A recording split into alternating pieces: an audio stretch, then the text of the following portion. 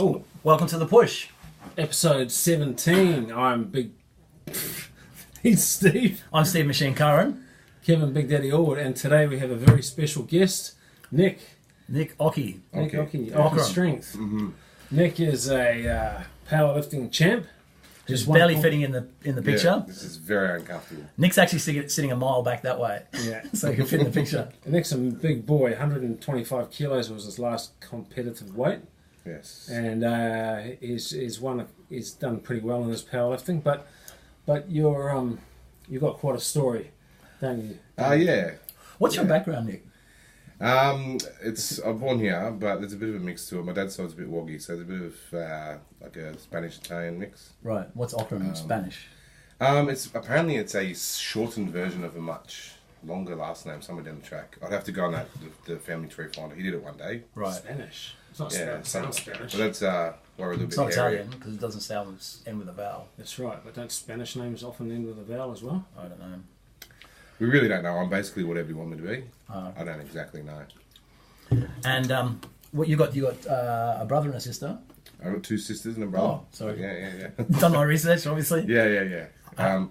The older one, I can't say that. She's on Instagram. Yeah. I like the younger one more. I'll say that. Okay, that's nice. Yeah. It's nice to I like the younger one. differentiate. And so you grew up in Sydney? Yeah, I grew up in Bundeena actually, which is like a little. It's across the water from Cronulla. Right. So it's like a little town. Everybody knows everybody. So I went to primary school there. Right. At 13, or age 5 actually. We'll go right at the start. So when I was 5,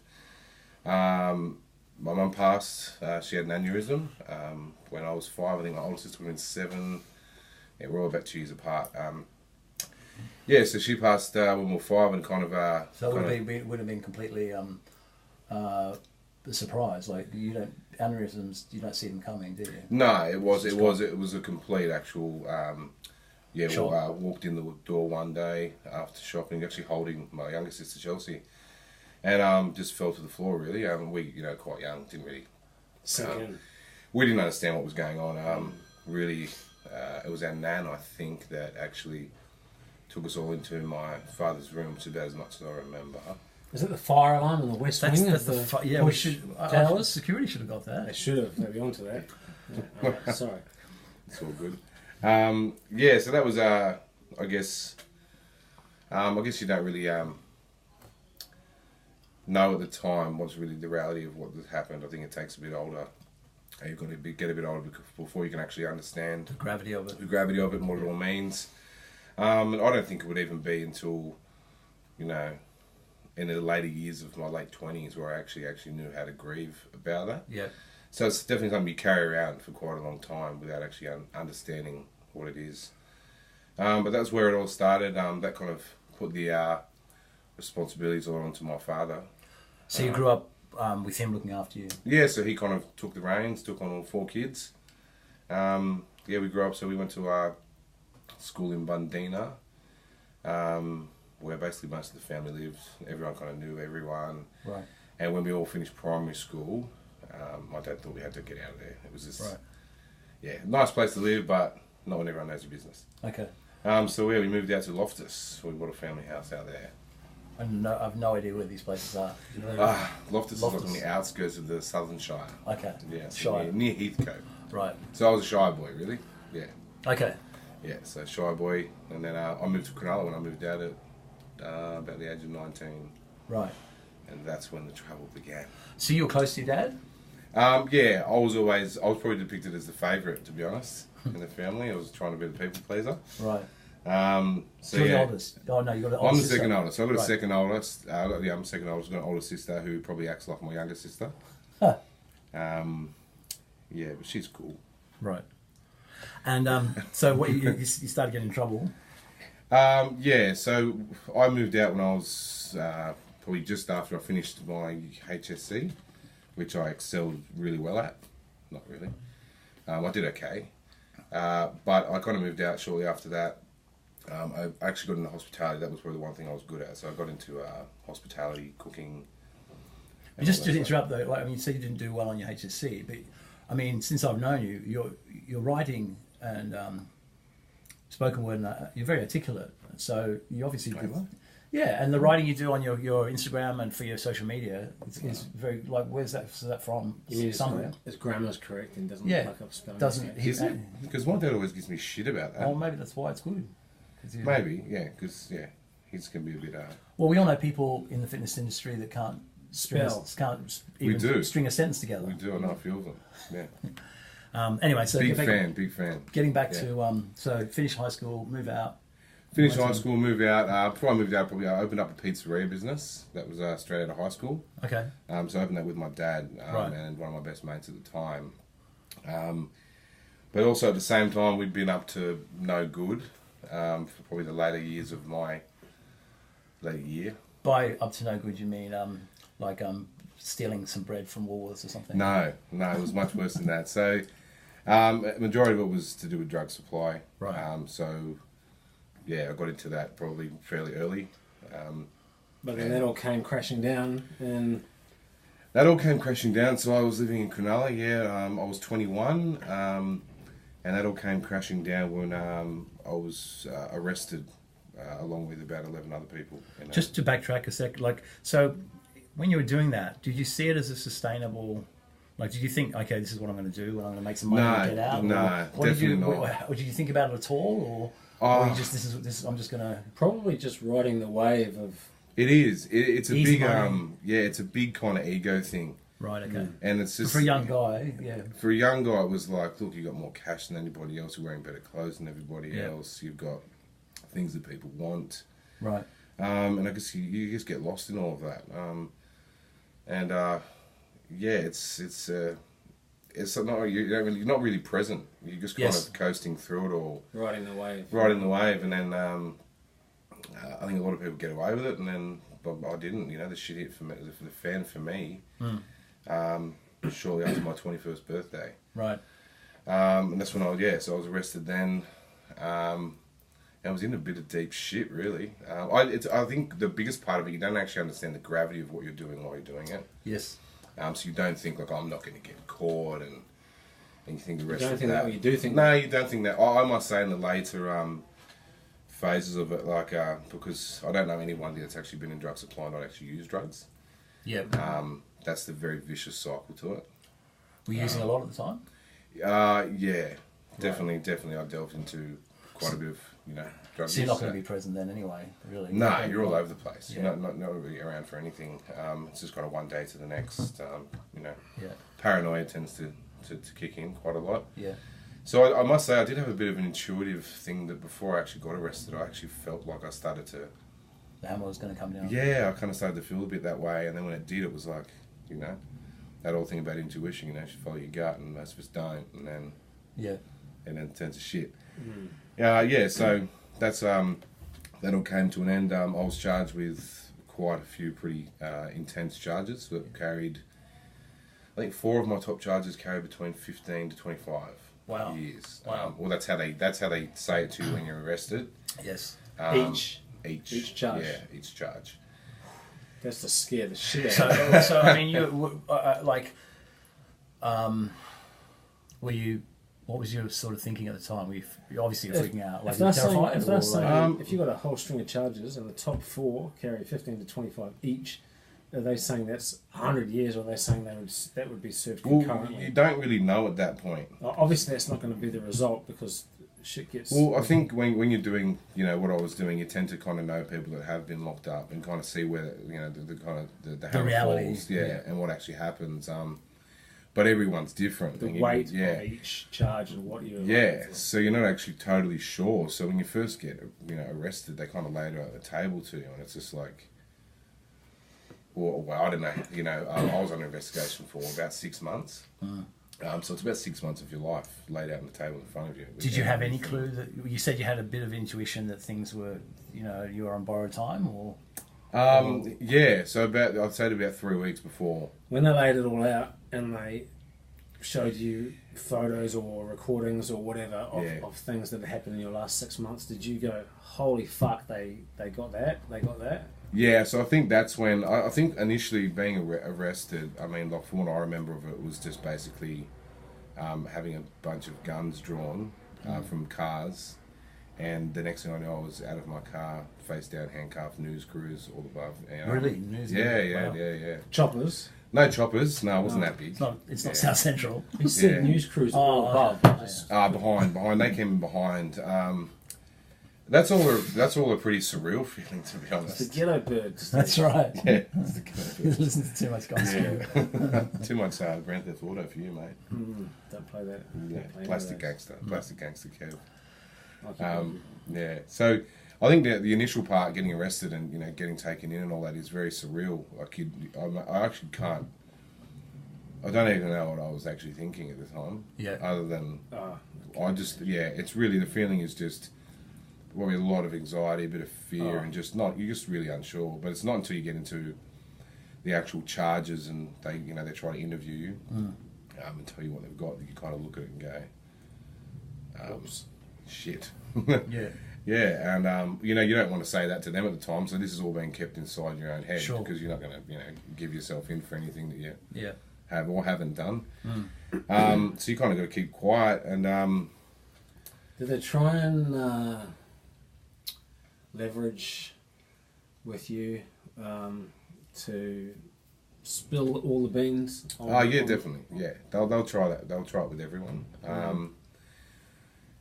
And people do that. I didn't, and it's not. I wouldn't even put that down to fear or anything like that about what was actually in front of me. It's more just, it's not anybody else's problem that I got arrested. That's my fault. Yeah. So to then go and dump that responsibility on another person just because you've been come undone, it's just. Against your morals. Against my morals, yeah. Even if the few I had at the time, I'd say. There wasn't a lot of morals, but there was just that one. But there would have been consequences to that if you'd done that, wouldn't there? Oh, massive consequences. Yeah. So I wouldn't be where I am today. Yeah. I'd be definitely in a complete different space. Yeah. Right. So shall we? So what did you end up? Well, I was going to ask you when. Okay, so you there's obviously some sort of moment where the hammer's brought down and I guess you've been convicted and they sentence you. When was that all happen at the same time, or sentencing was later? No, so it takes quite a while. So it took me about 20 months from when I went in to actually get sentenced. Right. So are you guilty at that starting point? No. So you're not guilty, but there's a brief of evidence, and they've got to go through it and have your lawyers going back and forth. They sent you to jail. Yeah. So they send you to jail. You can apply for bail, and they still haven't decided what you've been guilty of or anything of that. No, but the whole bail system will kind of depend on the evidence that they think they have and whether or not you stay inside. Evidently, when I went for bail, I was automatically refused. Right. I didn't even have to go up to the court. So that was probably the first moment where I realised, holy, I'm actually in a bit of shit, because people always get bail, and I wouldn't even get a shot at it. It was just no. Right.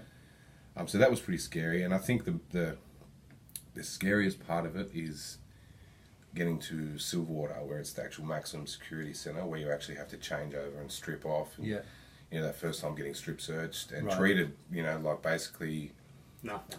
We have no freedom. You do what you're told. So that was like the moment where the realisation. The realisation, kicks in. What your immediate future was going to be like.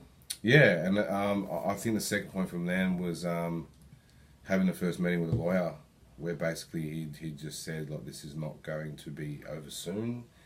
You're looking at years, not months, and there's quite a lot of information to get through. So basically the story was get comfortable. Right. And I must say, I think it was after that meeting that was about 3 months in, and that's when I kind of went, this is life. So you had to gain some acceptance around that. Yeah, definitely had to gain some acceptance around that, and just kind of.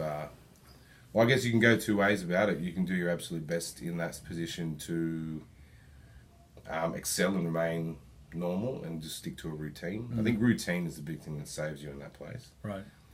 Or you can go the complete, down the rabbit's hole and fight it. Well, or you can go into the same path that you would outside. Right. Which, if it's involves drugs, you can. If you want trouble, you'll find trouble. Yeah, you're a big boy now. You weren't quite as big a boy when you went. No. I was training quite a bit. I was training quite a bit. I did PT quite like 5 days a week. You know, right. Just to get off the cash. When?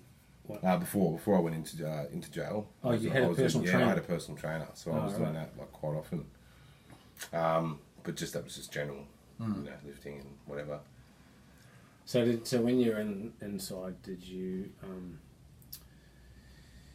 get into any scrapes, any times where any hairy moments where other guys tried to like have sex with you? I obviously bent him over many times, but no, I'm not talking about that. He got used to it. That was the enjoyable part. He got used to that. Kev actually I've asked me. I've known this like homo for years, and there's always homo stuff involved. And the most curious thing that he was actually curious about when I used to work for him, like, so you know, Kev's interview process was very simple. Oh yeah, and it's basically can you accept the words in rap music? It was, are you okay with being called a homo or a faggot? And just work quickly and be okay with being sworn at. And he put both hands up and said... And he wanted to know if I'd been fucked in jail. Which, disappointingly, the answer was no. Is that a thing, though? Like, does it happen? No, it doesn't really. No one's getting raped, no. If someone's having sex, it's probably consensual. Look, probably. Probably, you know. Everything, you know, everything that's not supposed to happen in that place is kept pretty quiet. Low down. So I was aware of 2 occasions where it was known that something had happened, but you know, if you look at Kev's head, Kev, look at the camera, squint those eyes. Okay, that's the kind of head the guys would want to fuck in prison.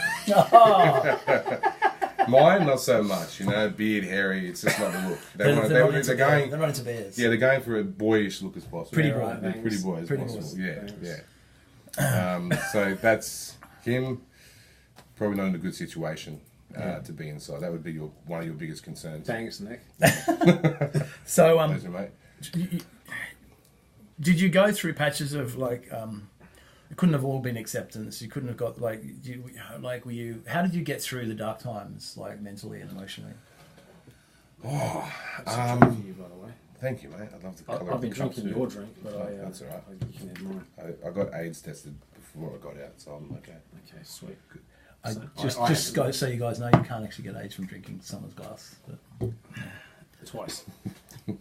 Getting through the dark times. Getting through, I must say, that was probably where I found exercise. Routine exercise, and definitely an element of hope. I mean, I wouldn't even say hope. Hope's a very dangerous word in a place like that, because you're constantly kind of given hope and then had it pulled away from you. So you can be moved from jail to jail, away from family, friends, and even when you, strangely enough, do get comfortable in a cell, and then you can be moved, and you're completely uncomfortable again, surrounded by new people, new environment, and some of them are very, not good people at all. There's that saying, "This too shall pass." Meaning, whether in good or bad times, this too shall pass. Oh yeah. In good or bad times. That'd probably be a tattoo you'd see a lot on the guys in there that have been in and out. I'd say that's probably how they justify that. Right. Hopefully the spelling's correct. I'm not too sure. But are you religious? Are you religious? Do you have a spiritual side? I do. Yeah, I do have a spiritual side. I wouldn't say I believe in God, but I definitely believe in, I'd say, the human spirit, and that everybody is different. None of us are the same. So there's definitely, I believe in the human soul. There's definitely a difference in every individual and how we respond and react. Right. I think it's actually probably more to do with the word faith, just in your own life, that kind of, I guess, gets you through some of the times in there. Where it's just kind of believing and knowing that at some point in time there is good in you, and that there is a greater purpose for you to serve, and it's just not right now. Yeah. But this period is definitely a massive learning experience about basically who I am. And that was the biggest part about it, I guess. The boy I went in as was not the same man that came out. Yeah. And that's I don't think it's something anyone ever wants to go through, but it's definitely in some ways was a blessing in disguise, that whole experience. So 21 when you went in? And 25 when I came out. For 4 years. Yeah, so 4 years is what the total time served, which was. And what was when you got your sentencing for the length of time? Was it a bigger number than that? They say it's 8 years or 6 years or whatever. And so I think the scariest moment I've ever been in is when you're actually in court getting sentenced. And you'd been in for 20 months at that stage, right? Yeah, 20 months. So it was like you go into court and you got no idea what's being said about this. Did you get your own clothes to wear? Yeah, I got a nice suit. But you don't want to go too nice. No, you don't want to look too flashy. Yeah, so you're kind of sitting there and not really understanding what's being said. All you can hear is 6 years here, 4 years there, 5 years there, 3 years there, and kind of looking with this puzzled look on your face, like, what does that mean? And I did. I had actually no idea what I really kind of got until I sat back down and my lawyer looked at me and went 2, which what he was meaning was there was about 2 to go. So basically what happens is that usually, not always, but usually the time... 2 more. Yeah, so usually what happens is the time that you've served already will come off the total that you get. So I got 6 with a 4, so it's a 6 total, which is the 2-year parole period. So it means when you come in, you've got to be a good boy for 2 years or they'll send you back into jail. Right. So basically what my lawyer was saying is I had about 2 years to go. And... would that have been... Even though it's another 2 years, would that have been a relief that it wasn't 10? You know what I mean? Oh, absolutely. Because when I'm speaking to the lawyers, they're always going to give you the worst case scenario. Right. That's their job. They have to, because you can't get mad at them if you end up getting more than what they say. Sure. And I was thinking, 7, 8, Yeah. 10 probably on the top. That's the kind of lingo you get told when you're in. And how much did you spend on your lawyer? How much did they set you back over the time? I think about 100,000. Oi. Yeah, they have nice watches. That's the first thing you notice. But I think that was that moment. That was a moment of relief. That was probably like getting. When my lawyer said 2 to go, I've never been more relieved in my whole life. I think I actually cried looking at my sister because it was. I get that because it kind of puts a finish on it. It does. And it does. You can You deal with on that. yeah. With It's the tangible. unknown, with the unknown, you there's potential to keep stressing for years. You're constantly on it. Like everything in front of you is a black hole. That. Yeah. So that kind of at least gives you. It gives you a plan. Gives you a plan of attack. You know. Immediately after that, I was like, okay, well, what can I study? What can I learn? And do with it, and also that it was, we had quite a compassionate judge that was female that kind of took into account my upbringing,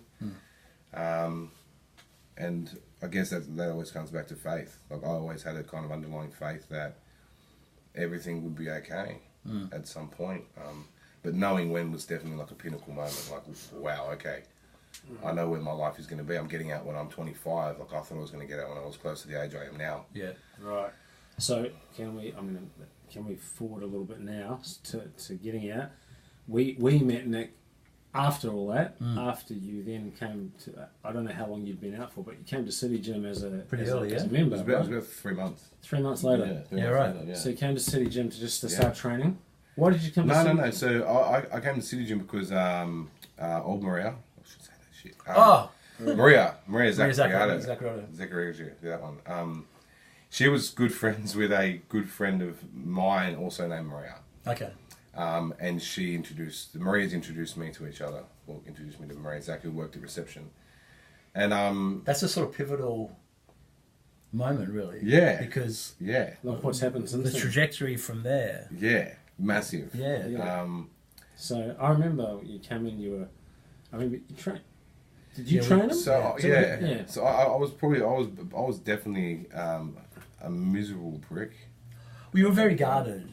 Very guarded, which is understandable. Yeah, I mean that's and it's keeping all of what had gone on close to my chest. And no one had even known. Maria was actually the only one that knew. We didn't even tell the boss, John Reddy at the time, right? Who, based on his history, probably wouldn't have liked it very much.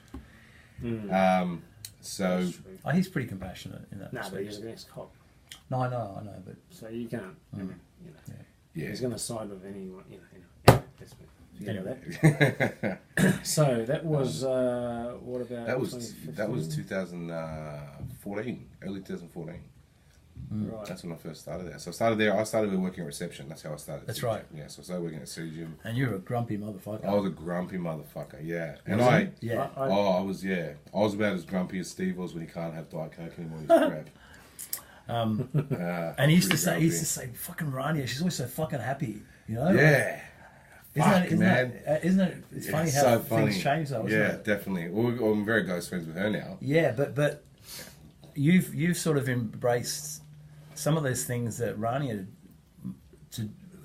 that she actions to make her happy. You've done yourself. What I'm saying is you've done a lot of work on yourself. Oh, absolutely. Absolutely. To put you in a better place. So if you're a really angry kind of person when you first got out, is that big? Obviously. Oh, there's massive reasons for that. Like the emotional parts that you have to have inside a place like that is to not show emotion. Yeah. It doesn't matter what it is. Angry can get you into trouble. Sad can get you victimized. Yeah. And being neutral, well, it can just go both ways. It's a lucky dip. Right. So you kind of teach yourself, how do I? It's basically based on survival. How do I best survive this? Are you given help when you get out with counselling or anything like that? I think that system is very flawed. Did you find it difficult to get back into regular life? Oh yeah, very much. I was showering in thongs still for the first month. I could not step into a shower. Well, I would do that at City Gym even now if I was you. You shower at City Gym? I don't actually. But if I did, I would wear thongs. He just uses a spa bath. Have you gotten pregnant yet, by the way? Have I gotten pregnant? No.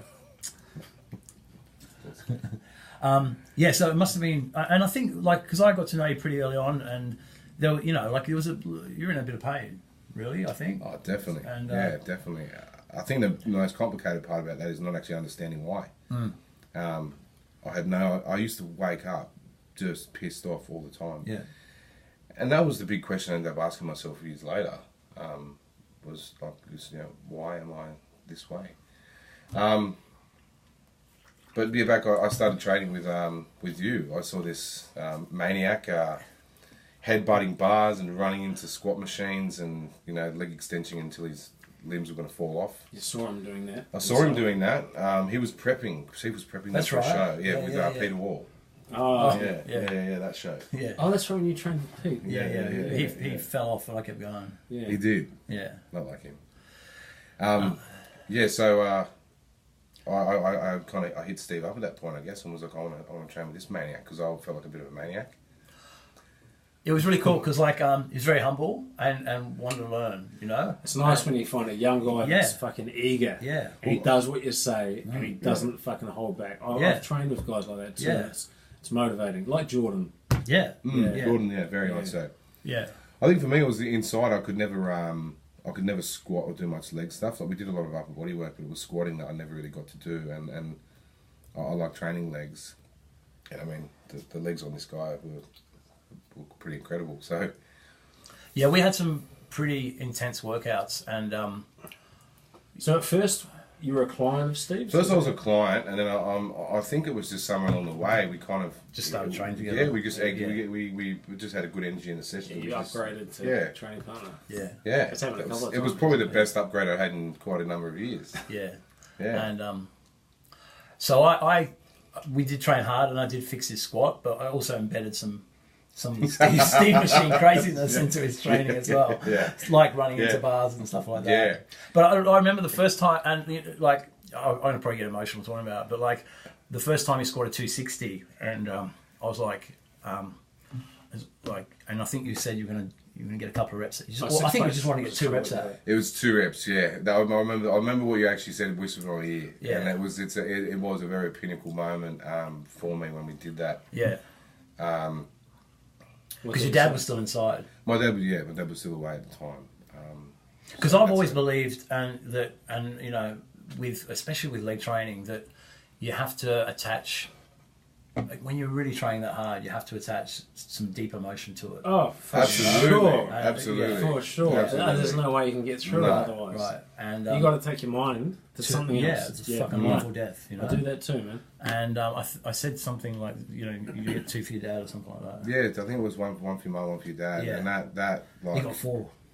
I got 4. Like that's about attaching one emotion to it. One for your mum, one for your dad, one for you, and one for Steve. Yeah, well, yeah, however you want to put it, but I think it's attaching that emotion to it that really kind of got me, like, you know, that's really heavily involved in that process. Still is today, massively. Yeah. But yeah, there was that first day at 260s, where that all kind of began the next chapter, really. 6 plates aside, that's a Steve machine. But and we got up to 6. I think I got up to 6. 6, yeah. But it was, you know, like, and then you spent a lot of time being conflicted about wanting to do the bodybuilding thing. That's right. And getting, you know, all this fucking bro science from all these other trainers. Yeah. And making you feel bad about yourself, really. Yeah, well, like, I think that's probably a big process that goes on in a lot of gyms these days. That's more when I got to know you. Yeah. I talked to you a couple of times about dieting and you were trying to diet and, you know, actually maybe I started making you meals. Yeah, no, it was. It was when I was working for you that time. Yeah. Then you worked for me. You needed a bit of extra money, so you worked for me in the kitchen, in the Fit Fresh Food kitchen. Yeah. And it was a good worker, actually. They were probably some. Were you used to working in the kitchen? I was. Let's face it, I was the best worker you ever had. Can't deny that, actually. You know, what about the Indian guy? The little Indian guy. We just rape him. You know what? You can compare. And look at this forearm for the fisting. Look at that fisting. He used to be scared shitless of that. I'd raise his forearm and say, if you don't cut that broccoli. This isn't Andy, the other one. This is someone else. No, Andy too. He'd fuck you up. Not Andy. He'd fuck you up. Don't fuck me up. Brazilian Jiu-Jitsu. Yeah. It was any ethnic minority that worked for me. Any kind of sand monkey. People are actually going to see this. That's okay. Nick, there won't be too many of those watching. Those watching. Wow. So, but getting back, so you were doing the bodybuilding thing, and you know, you were doing diets, and you're getting at people that we know, you know, just punishing you about what you should, just basically filling your head with just too much all sorts bro of science from every different. And this happens a lot in gyms. You see someone that's got potential, I know, and trains and it's pretty sort of straightforward, and they just get confused and overwhelmed by too much different things from different people. Yes. Happened to Barsha as well. Barsha's, you know, and she's found her own way now. Yeah. But she, for a long time, same thing. She was just getting all this stuff thrown at her, and you just get confused. Yeah, I think the bodybuilding thing to me was it was doing, I guess, not what I wanted to do, but what I think people expected of me to do. Well, you were in a bodybuilding gym as well. Yeah, like there wasn't any powerlifters. And you were lifting heavy, and you were making gains, and it was just the natural progression. The natural progression. That's what I thought was right. But then, well, Gary, there's obviously another turning point when you switch from that mindset to the powerlifting. Oh, absolutely. But I'm more than honest to say that I sucked at dieting. And I don't think it's got anything to do with actually following a diet. It was the emotion attached to food in that sense. So going through what I was going through, like still training with Steve, and I'd feel great probably the hours I was in the gym. Yeah. But outside the gym, I was 110% completely depressed. Right. And that I would say definitely I'd attach that to food a lot. I'd emotionally eat. And I think that's like with any kind of diet. You know, if you're in depression or if you're beating yourself up constantly, you'd fuck up a part of a diet and then just beat yourself to shit, stupid, and then just keep going on that roller coaster. But when you think about it, you just got out. You just started training, getting your life together, and then you're expecting yourself to diet like a bodybuilder. Yeah. It's just too much. I think you get so excited when you want to go back and just do everything you never got the chance to do. Fix everything. And you've got so many relationships to kind of mend, and some that are probably burnt that you didn't want burnt. Right. But you didn't really have a choice in. So there's a lot of people say they don't have regrets. There's absolutely an element of regret in that because you lose a lot of things you didn't choose to lose. Sure. So I think that was just, that was a journey as well. Yeah. So then the person that put it in your head about strength training, powerlifting was Gary Wright, wasn't it? Yeah, Gary Wright would be the first one I mentioned. He did some workouts with him. I did a couple of sessions. He just kept telling me you should be doing powerlifting, man. You're just the structure and you're just strong. you know, it's just a strong bastard. Yeah.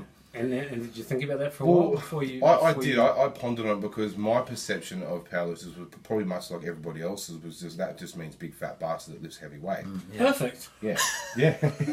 I'm amazed you didn't go. Yeah, that's it right there. That's it right there. No, but I mean, for me, it's it's got a lot to do with image as well. You know, I don't think you can walk around and call yourself any kind of athlete if you just look like a fat prick. That's true. You know, and no one's going to actually think of you of an athlete if you're just, you know, you might have the #1 squad in the world, but no one's going to know. I noticed when you did that competition a couple of weeks ago that the footage of you in your singlet, I think, that your fucking cuts in your shoulders and arms, you looked fucking good, man. Yeah. Well, like, you didn't look like a big fat bastard. You look big.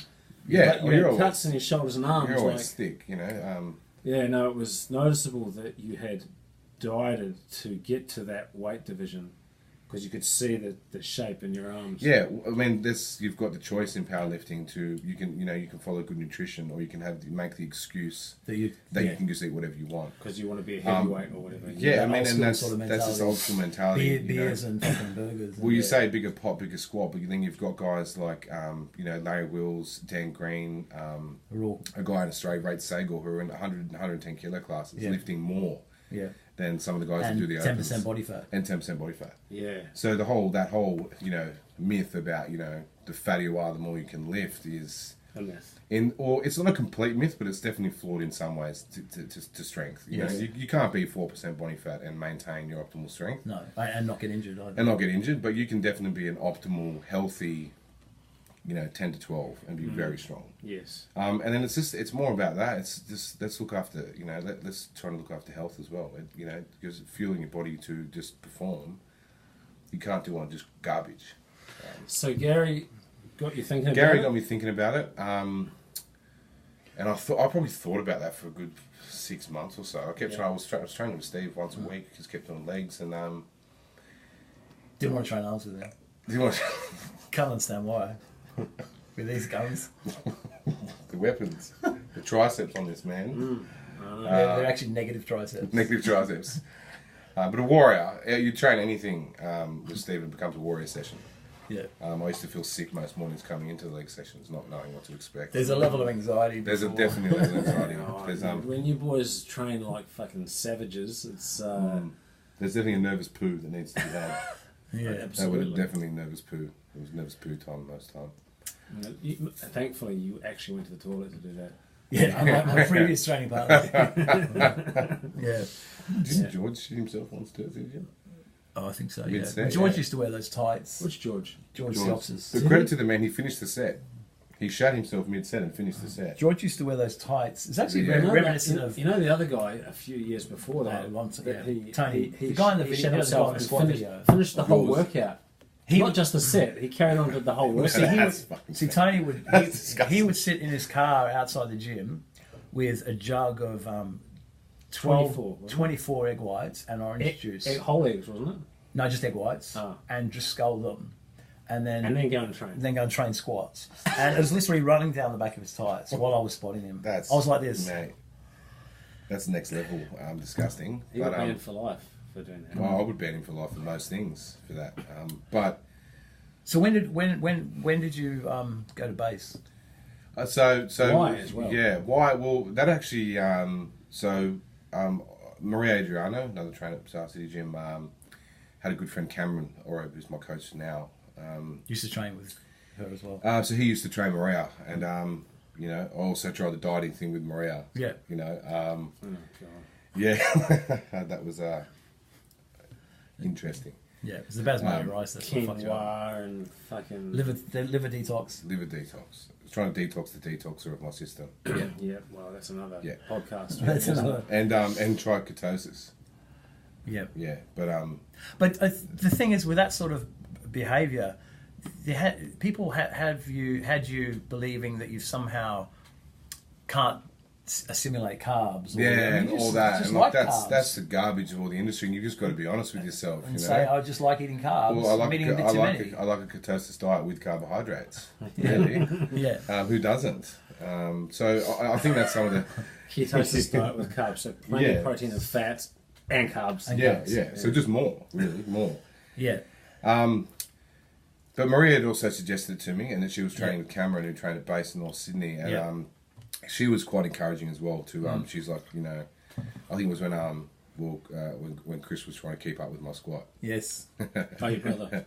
No, Chris Cavalier. So Cavalier. we have a bit of a squat off. Have you seen Chris squat? No.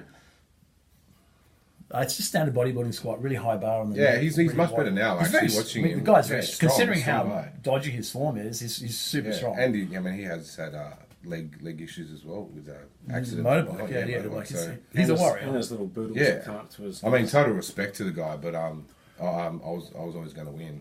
He used to get very fired up about We used to get very fired up. I'd message Steve Zab before and go, "This guy has done this. We're doing this." Have you seen what he's posted today? Have you seen what he's posted? That's it. He did 4. I'm doing 5 with better form at depth, and it was just a constant battle on. Did you ever have an actual squat At the same together? No. Just trying to one up each other. God no.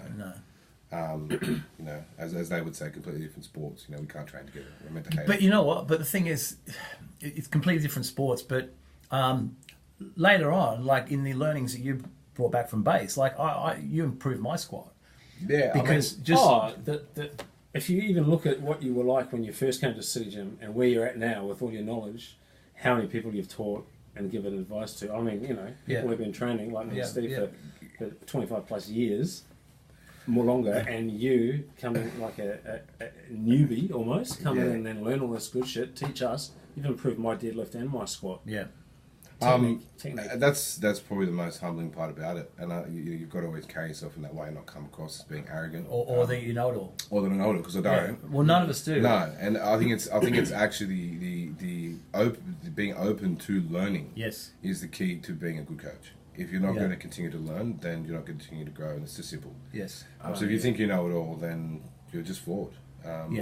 And you're always going to have restrictions. And I think bodybuilding, it definitely has an element of that a lot. I think part of it is because you don't see the training on stage, you don't see the lift on stage, definitely. so it doesn't. The end product, it doesn't really matter how you get there. Sure, there's many pathways. Yes, but it doesn't mean that if you perfect your squat or your deadlift or your bench press, and take some learning from a powerlifter, you can be a better bodybuilder. Absolutely. I mean, Charles Poliquin, who was a mentor to many people, probably around your way, a little bit your way. Yes.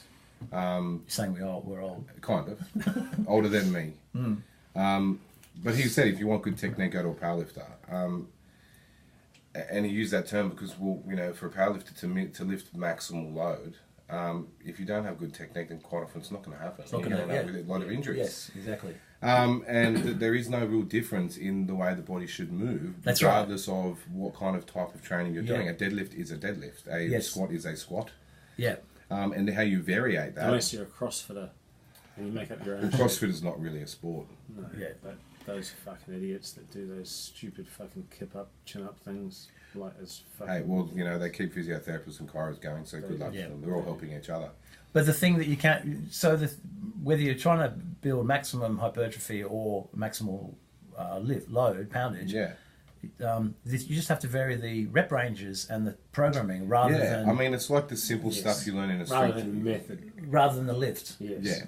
The lift, that's the thing when you do a strength and conditioning course, it's, there's principles of exercise, of training. Yeah. And they don't change. No matter what you do, no matter what sport, no matter what kind of training you're doing, they don't change. It's just the method in which you use them to manipulate a different outcome. Yeah. So you get people doing all sorts of, silly movements and, ridiculous heel elevation on a squat or a narrow stance in their squat. Or heel elevation on a shoulder press. That's a new one. I saw that the other week, actually. Seriously? I couldn't even explain that. That was our beyond friend? me. Yeah. But he's training the person now as a client. So. Yeah. That's what happens when you learn stuff. No, there's no reason for that. I can't even even come up with something that would sound half not bullshit as to why you would do that. So, if anything, you put a little elevation under your toes so that you keep your heels down. I just don't think you put elevation. So you keep your heels down. So you're more about to make you push down. Being that it's a press coming from the shoulder, I'd say let's look at the shoulders first and how they're moving.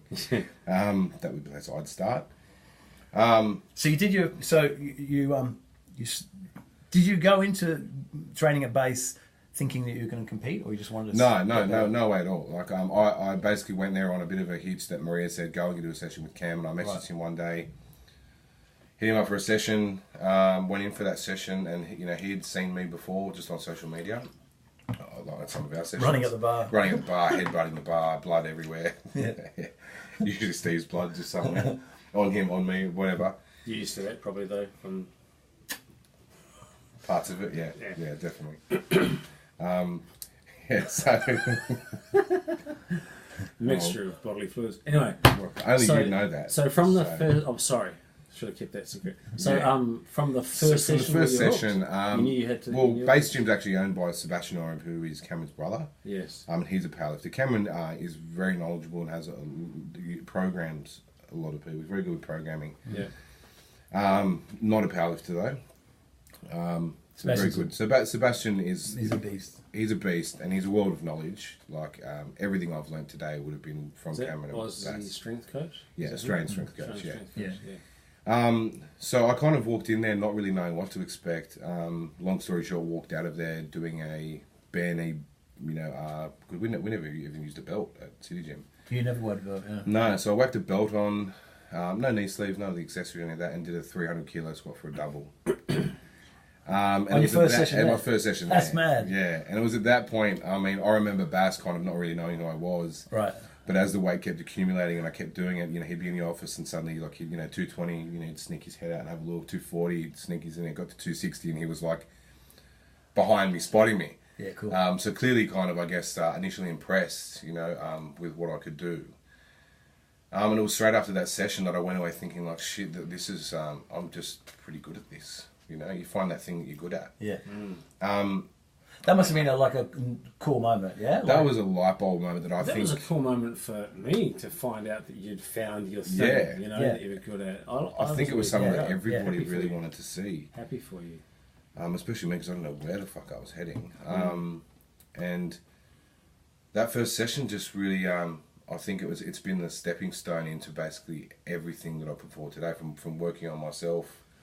That was the real kind of first time I'd probably set a goal to do that first competition and completed it since I left jail. So it was the first time for me that I'd completed a goal that I'd set for myself. So when was the first competition? Funny enough, the first competition was 21st of October, which was actually the day that I got arrested 4 years prior. So it was actually... you talk about emotional kind of backing. It definitely was look how far I've come in this time. Was it last year?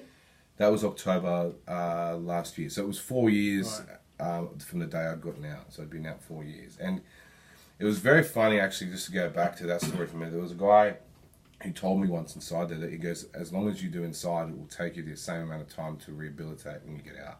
Right. Wow. And I looked at him like a young kid, like, I'm full of shit, man. I'm sweet. And it was on that day, 4 years later, where I was completing a goal. I did many times, and I was kind of like, you prick. You were right, Yeah.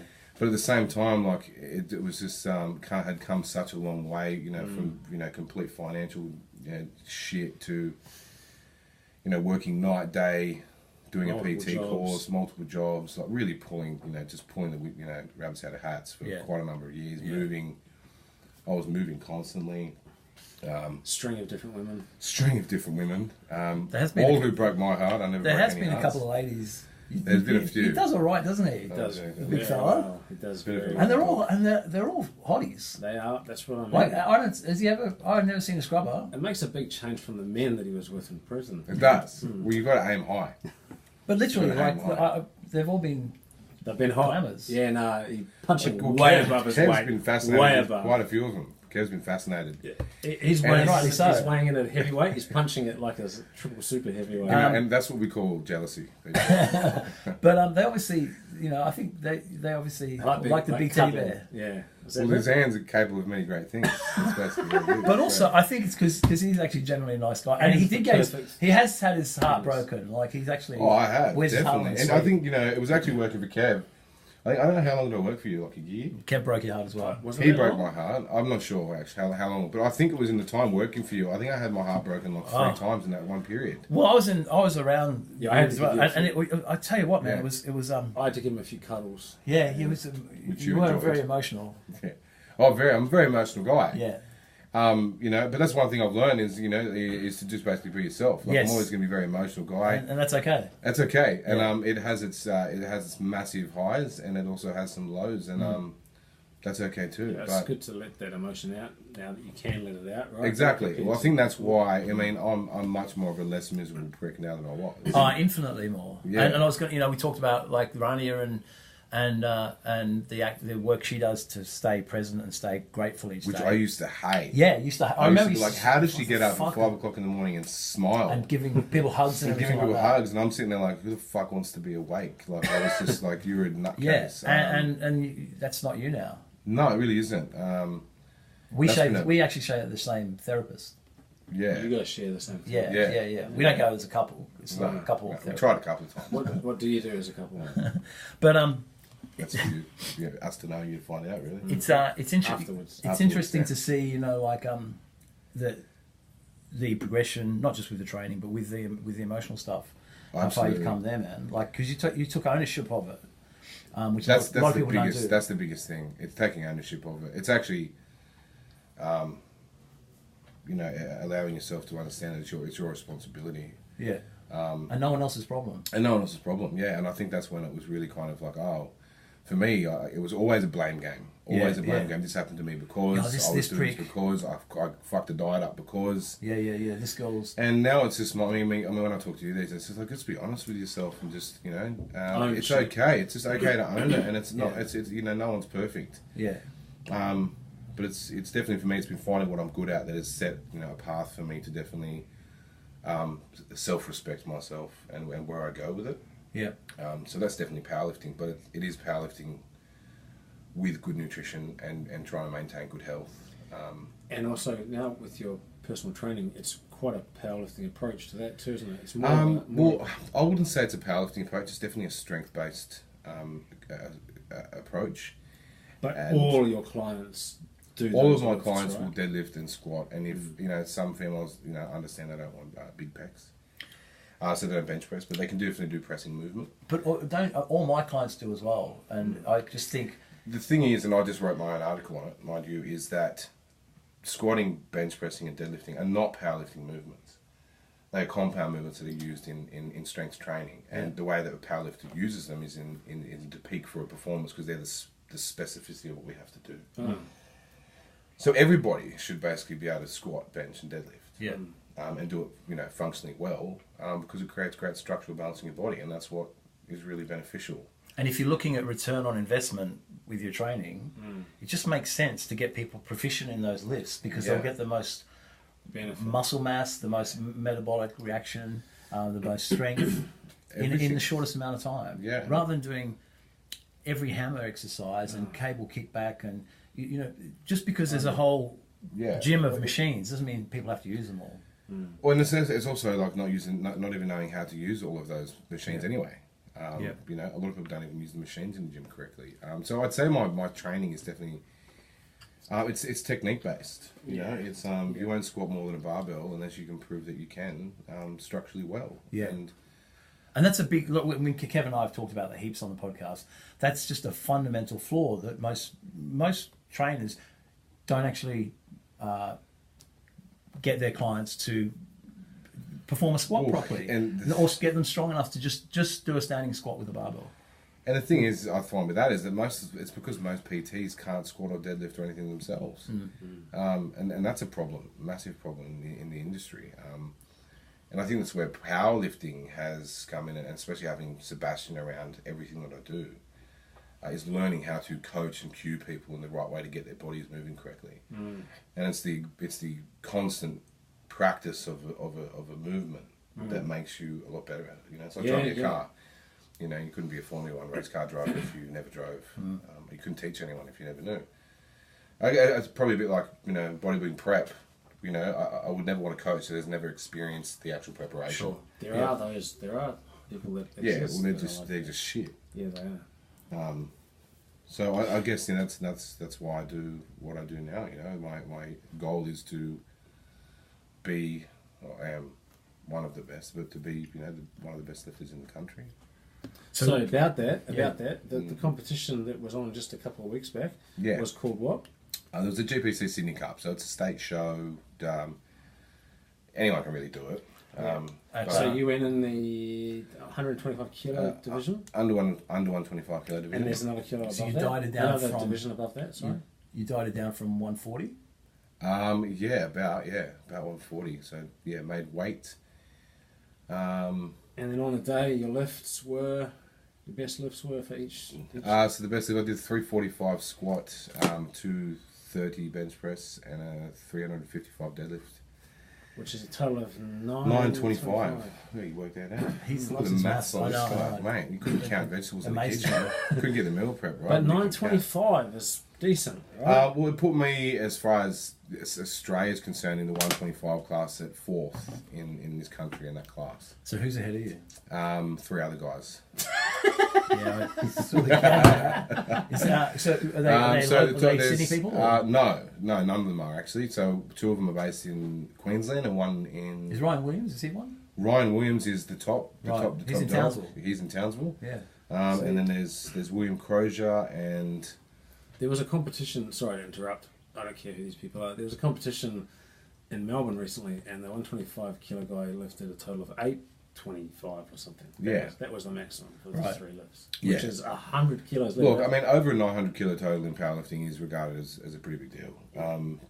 For me to achieve that in my second competition, and actually looking at world rankings, I actually looked up the other day. I was 96 in the world. That's cool. In the top 100. In the top 100 in my weight class across awesome, all divisions. So hang on. So the first comp was October 21st, 2017. Yeah, the second comp. Hang on. You didn't do 3 lifts though, did you? No, the next time I didn't do 3 lifts because I tore my labrum in my hip. So you did just the... I did. Tore your labia. He's done that many times. Kev tore that for me. With his mouth or? No, with his I've done that. his fist. Not to myself. Okay. Have you really? Yeah. So anyway, just labrum. Pardon me? Was there a hospital visit involved? No. She was all right. Yeah. Okay, you're not going to discuss this. No, I'm not. Sure. Yeah. Okay. Anyone like that? No, anyway, let's move on. Probably. Labium. Labrum. Something to do with labrum. Yeah. So hold on. So that first competition, how close? What was the lifts you did then compared to the one you just did now? Was it pretty close? Your deadlift was my deadlift. So basically, in the 2 3 lift comps I've done, my max deadlift in the first one was 330. Right, and it's 355 for this one. one. I opened on 330 in the second comp. So my max became my opening lift. Yeah, that's awesome. Cool. And that's a year later? That's a year later, yeah. Right. And I think there's actually much more potential in this preparation. I got my back about 6 weeks out. Yeah. Right. So I kind of went into deadlifting a bit blind for the comp. I hadn't really deadlifted much in the last 4 weeks of prep. All right. So that was a bit of a wing it, but definitely knows that there's more there to do. And the bench, the difference between the bench and those two comps? The bench is a tricky one. The bench, there's 15 kilos difference. Right. But I have pressed 240 twice, but just been unfortunate with refereeing. I from my standpoint, when I saw you, the bench, you looked there looked like there's a bit of anxiety. It's probably, I find a competition the most technical lift, right. Because it's an interesting technique and it's a lot to do with timing, to do with calls. Right. Yeah, and she was waiting a long time. Well, the pausing, I mean, can vary. It just does. And yeah, I saw that it was like a whole second, actual second. Longer, I think. But that's competition.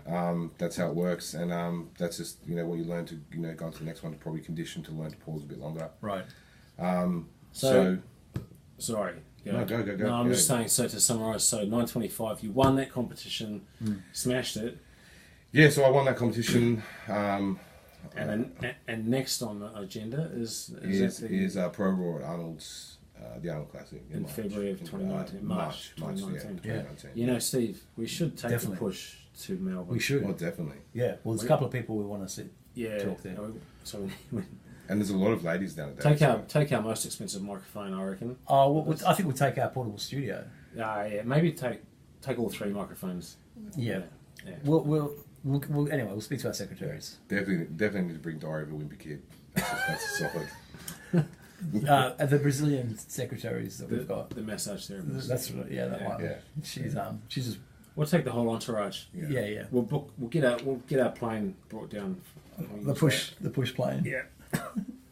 All right, so that's cool. So Pro Raw in March, and those guys that you were just listing off before, the three that are ahead of you in the weight division, are you anticipating that they will be competing that day?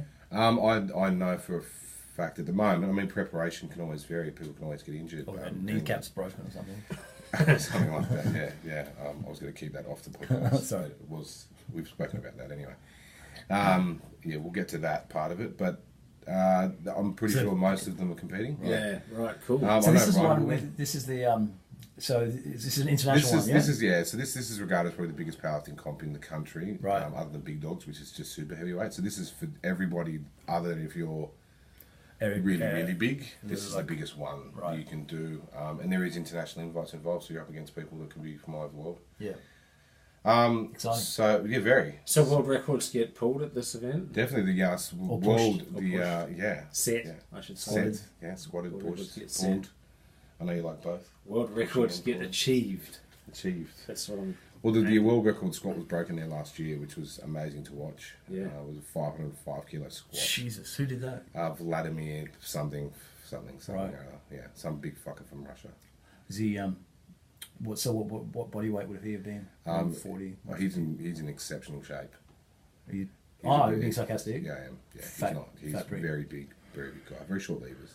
Right. But very. Nothing strong. wrong with that. Very strong. Nothing wrong with short levers. What are you saying, Nate? I thought you were 6 foot. My femur is I thought you were 6 foot. an inch long. That's like your femur. That's like your femur. Just slightly to the side. Yeah, somewhere there. Somewhere in that vicinity. 2 inches. Yeah. No, so it's a very big competition. And my goal for that would be to win or place in that. So we just the goal is to win or place. Yeah, absolutely, mate. And then you're going to do a bodybuilding show. If I can get into good enough shape, that'd be cool. I'd support him doing it. I honestly don't think your shape's right for bodybuilding. God. I'd just like to see him do it. Just get in. Just be a real fridge with honestly, veins. But like his back to be honest is so with you, fucking wide, and but what I'm really waiting for is that the amount of categories that are in bodybuilding these days. Yeah, they can't have just a big fridges. Why can't they have just an almost in shape category? Yeah. So you're like kind of between. There's a lot of competitors. Look at Stan. Should be in that division. Look at Stan Efferding. Oh, the back on that guy's ridiculous. Yeah. But no, when they bring out an almost in shape category for bodybuilding, I'll definitely give that a crack. I think that's the one I'll be doing. That'd be my goal to do that. Kind of dive for a few weeks, cheat here and there, fluff it about. Tub of ice cream the night before. I feel you. Well. Anything else you want to cover? You got any shout-outs? Do you want to have any shout-outs to He's already named about 8 people.